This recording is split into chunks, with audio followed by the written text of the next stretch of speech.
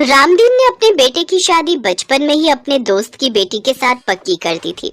अब वो दोनों बड़े हो चुके थे और दोनों की शादी का दिन भी आ गया। लेकिन रामदीन की पत्नी कुंती को ये रिश्ता बिल्कुल भी पसंद नहीं था। अरे कहाँ मेरा पढ़ा लिखा बेटा और कहाँ वो गांव की गवार, लोग क्या कहेंगे। मुझे लोगों की परवाह नहीं है। मैंने एक बार अपनी जुबान दे दी तो अब मैं उससे पीछे नहीं हटूंगा। कुंती देवी की तरह आकाश को भी सोनम पसंद नहीं थी, लेकिन इन सब कश्मकश के बीच आखिरकार दोनों की शादी हुई जाती है। अपने सुहागरात वाले दिन जब सोनम आकाश को दूध का गिलास देती है तो वो उसे गुस्से में फेंक देता है और कहता है, देखो, मुझे तुम में कोई इंटरेस्ट नहीं है। जबरदस्ती शादी हुई है हमारी। मेरे पापा ने जो गलती की है उसे मैं नहीं मानता। मेरी ऑलरेडी एक गर्लफ्रेंड है, करिश्मा। तो फिर तुमने मुझसे शादी क्यों की? अब मैं कैसे इस रिश्ते में रहूंगी जहाँ मेरा पति मेरे साथ ही नहीं है। जैसे मैंने तुमसे न चाहते हुए भी शादी की, वैसे ही तुम भी अब इस रिश्ते में मजबूरी में रहो। अगले दिन सुबह जल्दी उठकर सोनम घर का सारा काम कर लेती है और फिर नाश्ता बनाकर अपनी सासू माँ से कहती है, माँ जी आ जाइए, नाश्ता तैयार है। चुप कर गरीब की बेटी, ना जाने कहाँ से हमारे पल्ले पड़ गई। वो तो किस्मत अच्छी थी तेरी जो हमारे घर बहू बनकर आ गई।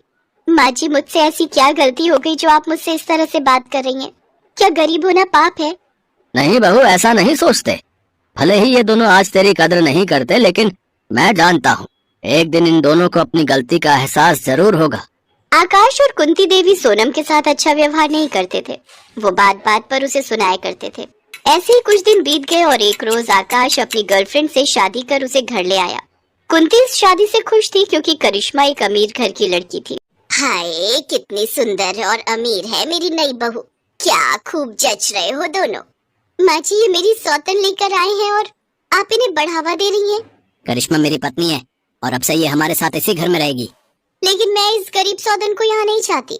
अरे अब वही होगा जो मेरी नई बहू कहेगी और अपने बच्चे की खुशी के आगे मैं किसी की एक ना सुनूंगी। हाँ, उन सब के बीच बहुत कहा सुनी होती है और आखिर में कुंती सोनम को घर से निकाल देती है।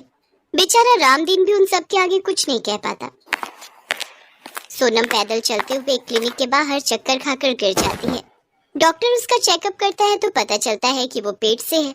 सोनम अब अपने बच्चे के लिए जीना चाहती है और वो जंगल में जाकर एक फूस की झोपड़ी बनाकर रहने लगती है और अपना पेट पालने के लिए काम ढूंढने लगती है। उसे रास्ते में एक टमाटर का बगीचा दिखता है। सेठ जी आपकी बहुत मेहरबानी होगी अगर आप मुझे इस बगीचे में काम दे दे तो। ठीक है, फिर इस बगीचे की रखवाली की जिम्मेदारी तुम्हारी और मंडी में जाने के लिए जो बोरियां होंगी उनमें साफ साफ टमाटर भरने होंगे। साथ ही खराब टमाटर को अलग करके फेंक देना। जी सेठ जी। सोनम बिल्कुल वैसा ही करती है और खराब टमाटर को अपने घर के आंगन में बनी क्यारी में बो देती है। अगर टमाटर उगाए तो मैं उससे टमाटर के पराठे बनाकर बेचूंगी, जिससे मेरा कमाई का जरिया शुरू होगा। कुछ महीने बाद उसके आंगन में अच्छे खासे टमाटर उगाते हैं, जिसे वो आटे में गूंथकर पराठे बनाकर बेचने लगती है। सबसे पहले वो पराठे वो अपने सेठ जी को देती है, जो कि उसे बहुत स्वाद लगते हैं। सेठ जी सोनम के काम से बहुत खुश थे। कुछ देर बाद उसके ठेले पर ग्राहक आने शुरू हो जाते हैं। टमाटर के पराठे के साथ टमाटर की चटनी भी खाइए। आइए आइए, सिर्फ 50 रुपए में टमाटर का पराठा खाइए। 50 रुपए में इतना महंगा? बाजार में टमाटर भी तो कितने महंगे हैं बाबूजी, कुछ तो महंगा बेचना ही होगा। लेकिन मैं दावे के साथ कहती हूँ कि आप एक बार मेरे हाथ के टमाटर के पराठे और चटनी खाएंगे तो बार बार यहाँ आएंगे। ठीक है, लगा दो फिर एक प्लेट। सचमुच जब वो ग्राहक उस पराठे का स्वाद चखता है तो अपनी उंगलियां चाटता ही रह जाता है। सोनम के हाथों के पराठे का स्वाद ही कुछ ऐसा था कि जो एक बार खाता वो बार बार उसके ठेले पर जरूर आता, भले ही उसके पराठे महंगे क्यों ना हो। धीरे धीरे सोनम को अच्छी कमाई होने लगी। अब उसे 8वां महीना शुरू हो गया। एक रोज सेठ जी उससे कहने लगे, बेटी कब तक तुम इस हालत में काम करोगे? अब कुछ महीने आराम कर लो। नहीं सेठ जी, अब मेरा काम जम गया है और मेरे ग्राहक भी बन गए हैं। मैं उन्हें तोड़ना नहीं चाहती, बल्कि मैं सोच रही हूँ अब एक दुकान ले लूँ और उसी में काम करूँ। ठीक है, जैसे तुम्हारी मर्जी, लेकिन मैं तुम्हारी मदद के लिए 2 औरतें रख दूंगा जो तुम्हारा काम में हाथ बटाएंगी। उनको तनख्वाह मैं दे दूंगा और अब तुम इसके लिए मना नहीं करोगी बेटी। ठीक है सेठ जी, जैसा आपको ठीक लगे। सोनम अपनी एक दुकान खोल लेती है। साथ ही सेठ जी उसकी मदद के लिए 2 औरतें भी रख देते हैं। उसका काम अब और भी अच्छा चलने लगता है। कुछ दिन बाद सोनम एक बच्चे को जन्म देती है। ऐसे ही कुछ दिन बीत जाते हैं। एक रोज सोनम के ससुराल वाले उसकी दुकान में पराठे खाने आते हैं। उन्हें देख सोनम की आंखों में आंसू आ जाते हैं। पिताजी, सासू माँ, आप सब यहाँ? बेटी, तुम कैसी हो और यहाँ कैसे? और ये बच्चा? पिताजी, ये मेरी ही दुकान है और ये बच्चा आपका पोता है। क्या? मेरा पोता? मेरे हाथों में दो मेरे पोते को। रामदीन उसे अपनी बाहों में लेता है और बहुत खुश होता है। सोनम के ससुराल वालों की माली हालत अब ठीक नहीं थी। मेरा बच्चा, मेरा बेटा। सोनम, मुझे माफ कर दो और मेरी जिंदगी में वापस आ जाओ।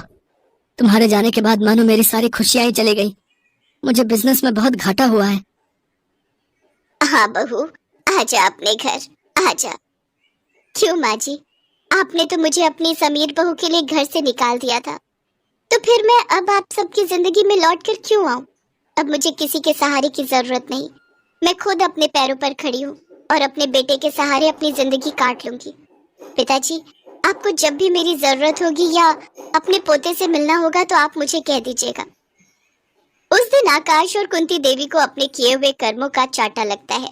उस दिन से वो गरीबी की जिंदगी जीते हैं, तो वहीं सोनम अपने पराठे वाले टमाटर की वजह से हर जगह मशहूर हो जाती है। अब वो अपने बच्चे का पालन पोषण खुद करती है। कुछ महीनों बाद उसकी जिंदगी में गौरव नाम का लड़का आता है, जिसके साथ वो खुशी खुशी रहने लगती है।